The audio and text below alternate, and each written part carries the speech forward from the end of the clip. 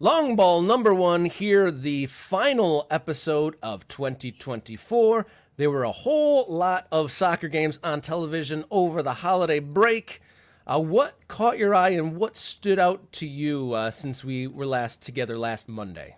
I mean, the way England does it with so many games coming at you in such a short period of time, it's almost like your brain doesn't connect things. It's like you see a round of games and you're so focused on that. And this is recency bias. It's just what it is. And you're like, oh, that round of games, that's what matters. But like, oh, only 3 days ago, something completely different happened.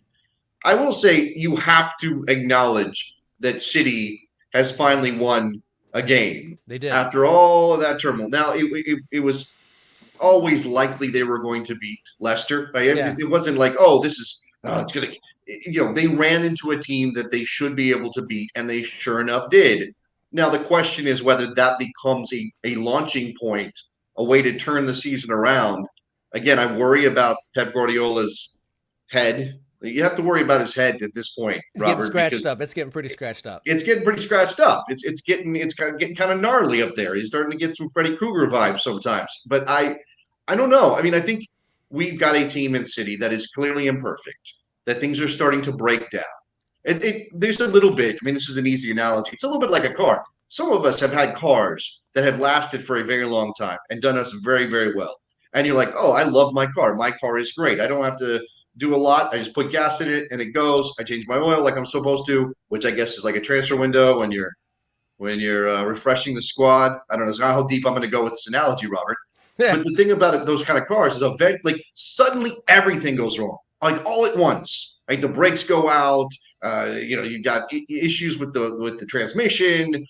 Whatever it is, you got leaks everywhere. That all seems to happen all at the same exact time, and then you face that question: do I sell the car? Do I dump the car? Do I get rid of the car? Or do I keep trying to fix the car? Do I keep putting money into this car? And I don't know exactly what part of this analogy, Pep's not the car, Pep's the driver, right? The parts are the players. And I think there is this sense that they kind of need a complete reset at City. Now, there are players you will keep, clearly, but there are also lots of guys that were part of that run.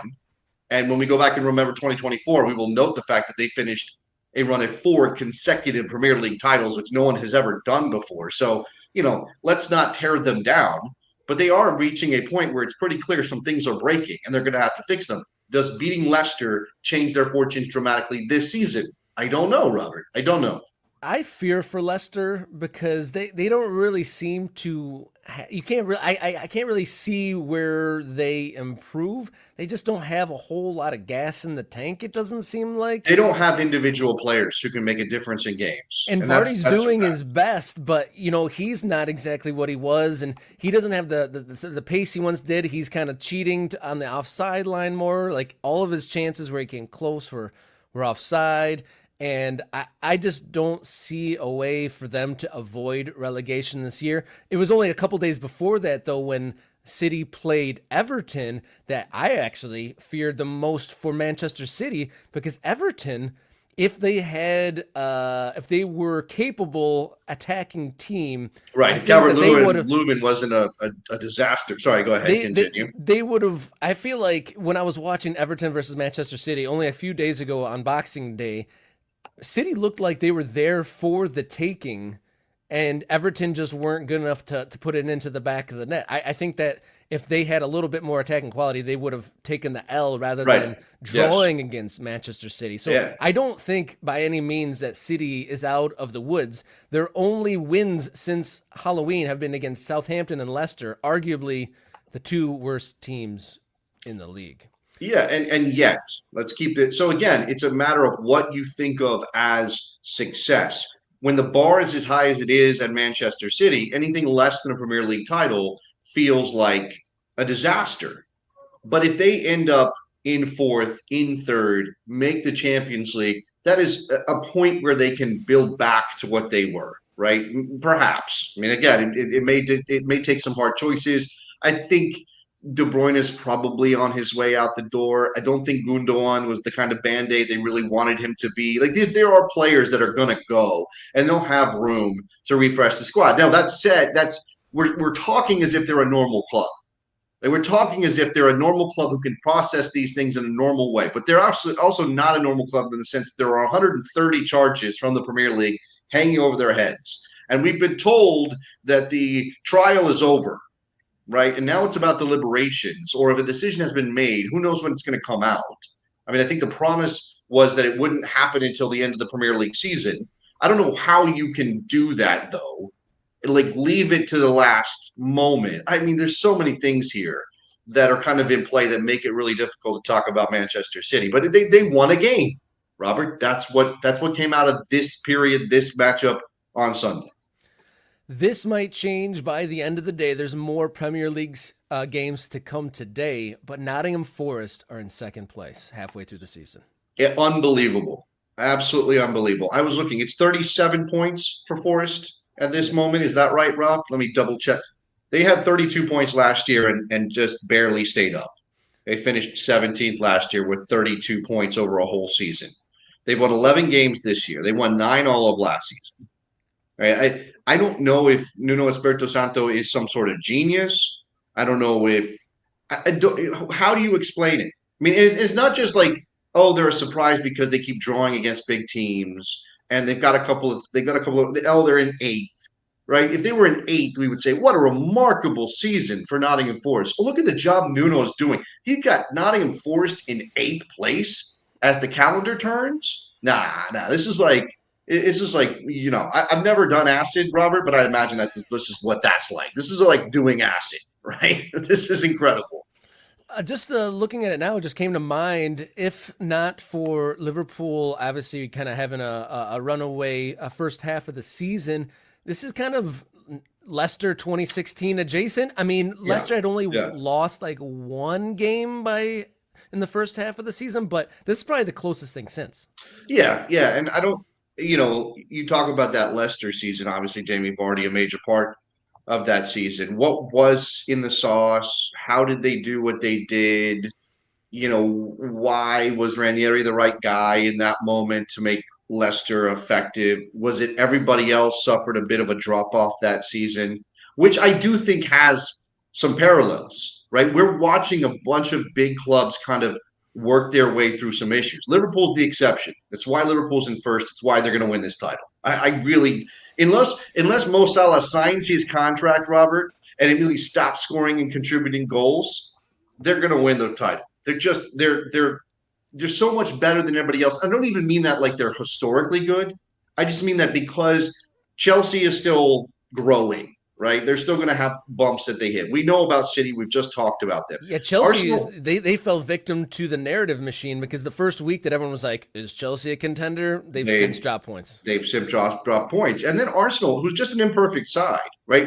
Their margins are finer, I think, than Liverpool, than Chelsea when it comes to scoring goals and doing things that they need to do to win titles. And so I just think this is one of those seasons where a confluence of factors has allowed Nottingham Forest to be special. And I love that that's a thing. I don't think it's one of those deals that's like, oh, well, this proves that all the talk about the lack of parity in the Premier League is wrong. No, every now and then a club can pop up and do something. We don't expect Forest to be contending for a title next year, right? Or again, here's something we can ask: where do you honestly expect Nottingham Forest to finish this season, Robert? I mean, you mean just for at a neutral perspective, you hope that they finish in the top four. Realistically, I mean, City's probably going to get serious, even if they don't make a title run. It'd be hard to believe that they wouldn't get in the top four, and I'm hoping in the European spots. But who knows? I mean, if they finished seventh, they would have parades through Nottingham, right? If they had finished seventh in the Premier League, Nottingham Forest would build statues to Nuno and every single one of those players, or they would if they had the money, whatever. If they have the space, I don't know what Nottingham's like, but that would be still an incredible season, and that feels like something that's possible. Second does not feel, even now, even after 19 matches, it does not feel possible that Nottingham Forest could finish second in the Premier League, and that's probably unfair to Forest on some level. But does it stay this way for another 19 matches? And it's wild. This is their best season, in my lifetime. I mean, they did have a historic run in the late '70s, early '80s, where they were European champions on a couple of occasions. Yeah. But I mean, they had some pits of despair not even too long ago. They've been through a litany of bad ownerships, and they've been down the leagues, and some fans thought they'd never get back to the Premier League again, but here they are, and akin to Leicester, 8 years ago, escaped relegation, and then have come out of the blocks and have had a first half of the season to remember, really, probably Yeah. for a lifetime. Further notes over the break before we move on to our second long ball. Juventus still addicted to drawing, and then Germany and Spain on break compared to this bonanza in England. Yeah, I mean, it's kind of nice that Germany and Spain have kind of gotten out of the way, so we don't have to process what's happening there at the same time as we're processing what's happening in England. Obviously, with Serie A back, we're going to get to long ball number two as an impact of Serie A being back. I do think it's interesting. You mentioned Juve drawing, and Gasparini and Atalanta still great. Love what they're doing. Kind of hope they win this thing just because it would be fun to have that. I mean, Inter is a well-run club and has obviously proven themselves to be the best team in Italy the last couple of seasons. Seems that way. Napoli is a bogey team that's kind of, are they there? Are they good? Are they not? Yeah. Managerial stuff is happening all the time there. But Juve, the old lady, the club is supposed to win it in their minds, right? They're Bayern Munich. They're supposed to win this league, and they've given the con to Thiago Motta, and it's not been great. It's been okay. Lots of clubs will trade places with Juve right now, but is this does Thiago Motta have enough good credit built up off of what he did at Bologna? Does Juve see him as a project manager that they can say, okay, we will deal with this. Right? We'll deal with maybe finishing fourth, which I think that has to be the bottom line. Has to be make the Champions League, right, Rob?